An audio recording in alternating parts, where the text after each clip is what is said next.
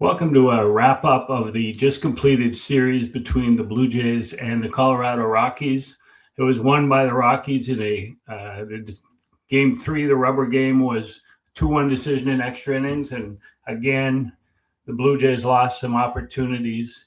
But the great thing about baseball, and this is what we love about the game, is that by the fourth game of the regular season, some teams had played 5 games. There were no longer any teams that were winless or any teams that were undefeated. And that's great for fan bases. You get off to a start, some teams slower than normal, and the Blue Jays are one of those, 4-2. And we always said from the beginning of the season, from before the season, that the first 9 games leading into the Dodgers rematch of the World Series, which was going to be next Monday, that they needed to be 7-2 or 6-3 at worst. And so they're 4-2 so far. The Blue Jays 4-2 after series against the Athletics that they swept, then against the Rockies, which they surprisingly lost 2 out of 3. But it still puts the Jays on pace to get to 6-3 or even 7-2 if they sweep the White Sox series. And the Sox, of course, are an improving team, as are the Athletics, and clearly as the Rockies are. So I don't think it's going to be out of the question that they win 2 out of 3 and get to 6-3. And I don't think it would be a disgrace if that happens. But if they lose 2 of 3, that's a different story. In the series finale against the Rockies, there are a couple of turning points. One of them was when Vlad came to the plate with runners on second and third and 1 out and had a chance to expand a 1-0 lead to at least 2-0 with a sac flag or whatever he produced there. And he took a pitch off his back foot that wasn't seen by the home plate umpire, but Vlad argued for that call, argued that he had been hit by a pitch. And to me, he's up there to drive in that run. If the umpire didn't see him get hit in the foot, then just nod and step back in the box and deliver what you're supposed to deliver, which is RBIs. And that was a key moment because they didn't add another run. And in fact, it ended up being a 2-1 game for the Rockies in extra innings. So that was a moment. Tommy Nance, who's usually pretty reliable, came in. There were other pitchers out of action who were given the day off. And Tommy Nance looked out of sorts right from the very beginning, gave up what turned into the winning run 2-1. And the Jays just were not able to tie it up in the bottom of the 10th. But like we said from the start of the season, 9 games, 7-2, 6-3. Now they get into the meat of the schedule after that. But the game against the White Sox, the home opener, was already called, already postponed as we record on Wednesday evening. But that game has moved to Friday afternoon, 2:10 Eastern time. And it doesn't affect the Blue Jays rotation in terms of trying to make sure that Dylan Cease, who will pitch the opener in Chicago, is going to pitch the final game of the Dodgers series. So the Jays have their best 3 pitchers lined up to face the Dodgers, and this isn't going to make any difference whatsoever.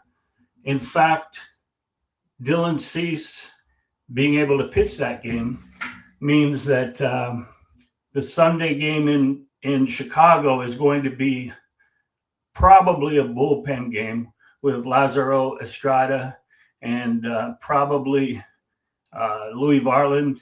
And they may even be able to call up Chase Lee to fill in because Brendan Little, again, was the loser in today's game. He might need some time, in my opinion, to go back to Buffalo and straighten himself out. And they couldn't bring Chase Lee up any earlier because he was optioned, and you have to stay in the minors for a certain length of time. And that time will expire on Saturday while they're in Chicago. So he can come up and be a part of that game on Sunday. So, I mean, basically, when you talk about missing Cody Ponce, you're missing him in that Sunday start. And then only 2 more times are you going to really have to miss him, have to have a bullpen start, or maybe even by that time, Jose Barrios or Trey Savage will be ready to come back up because it's the 18th of April, the 28th of April, and May the 3rd would be the next 3 available spots for the Cody Ponce, and everybody gets their regular rest. There's no anyone pitching on short rest. The Jays' disappointment so far to a lot of fans has been the offense. Starting pitching has been tremendous, but the offense is, the run differential at 4-2 record is -1. Of course, that most of that is in that 14-5 debacle in the first game of the series against the Rockies. And they brought Tyler Heineman in to pitch the final 2 innings, and he was quite efficient. 14 hitters in just 27 pitches, 21 strikes, 5 call Ks, 7 hits.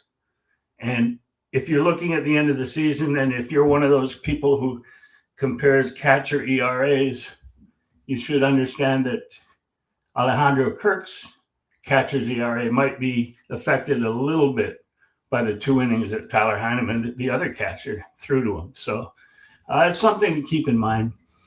In terms of the newcomers, Kaz Okamoto has been really better defensively than we thought. Middle infield is still tremendous with Andres Jimenez, and a play by Ernie Clement today behind the back is what we're going to see. A lot of creativity up the middle all season. Addison Barger, we'll talk about disappointments and combined slow starts, especially offensively. Addison Barger has been benched a couple of games in a row. He came in to hit in the Wednesday game, made an out. He's 0 for 13 with 3 RBIs for the season. And it seems like he's fallen a little bit into disfavor with the manager.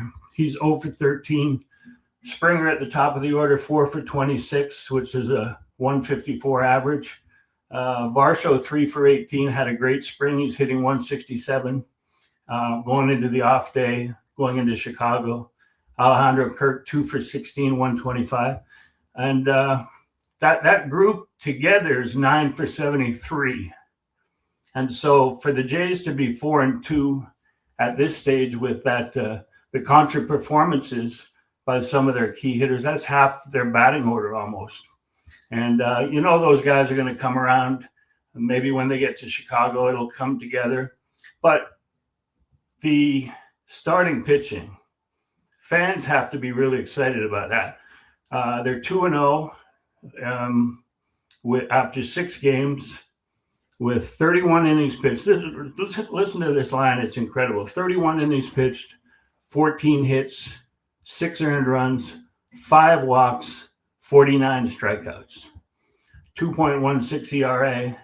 And the starting 5 now down to 4 because Cody Ponce was injured early in his game. But that starting 4 deserves better. They have not been able to get a lot of run support, which we know is going to come.